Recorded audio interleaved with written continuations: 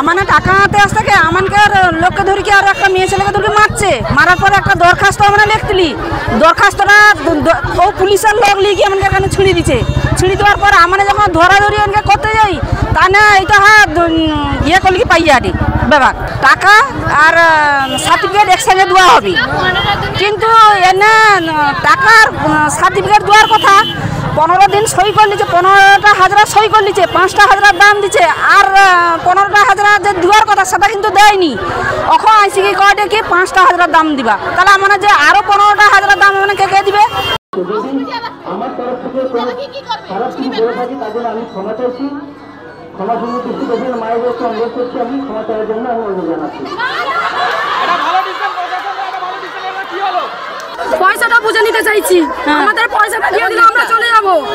আমাদের গিফট দরকার নেই, আমাদের প্রাপ্ত পয়সাটা দিয়ে দিক, সার্টিফিকেটটা দিয়ে দিক, আমরা চলে যাব। দীর্ঘ 6 মাস ধরে আমরা এটা করছি, কিন্তু এরা যদি গিফট হিসাবে নেয় একটা 10 টাকার পেন হল দিতে পারে, কিন্তু আজ পর্যন্ত তার কোনো ইয়ে নেই। যেই দিবে বলেছে প্রত্যেক ক্লাসের মধ্যে তোমাদের দেওয়া হবে আর কবে দেওয়া হবে?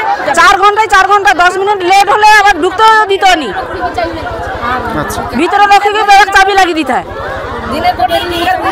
দেরি হলে টিফিন দেবে না, উল্টো পাল্টা করে ফেলবে, টিফিন গুলো নষ্ট করে ফেলে দেবে, কিন্তু আমাদের দেবে না। 6 মাস ট্রেনিং করাচ্ছে, 6 মাস ট্রেনিং করেছে, টাকা পেমেন্ট হয়নি, অথচ আবার ট্রেনিং চালু হয়ে গেছে।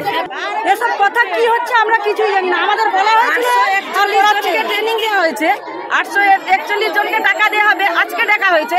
আজকে সেই শাশ্বত বাবু দাঁড়িয়ে বলছে যে না না তোমরা যে আবার আসবে তো পর করে 200-300 করে আসবে। তাহলে আজকে টাকা হয়েছিল কেন? উনি যদি এইটা ভাগ করেন, আজকে কেন 841 জনকে ডেকেছে? ছোট বাচ্চা চলে আসছে, এখন বাজে 6টা।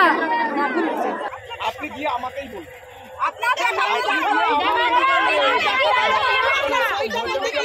আমাদের ম্যানগ্রোভ অরণ্যে ট্রেনিং দেবে বলে আমাদেরকে পঞ্চায়েত প্রধান এবং বিডিও এবং মেম্বারের সঙ্গে সমস্ত কথা বলে আমাদের যে গ্রাম পঞ্চায়েত মেম্বার আছে ওদের হাতে খবর দেওয়া হয়েছে।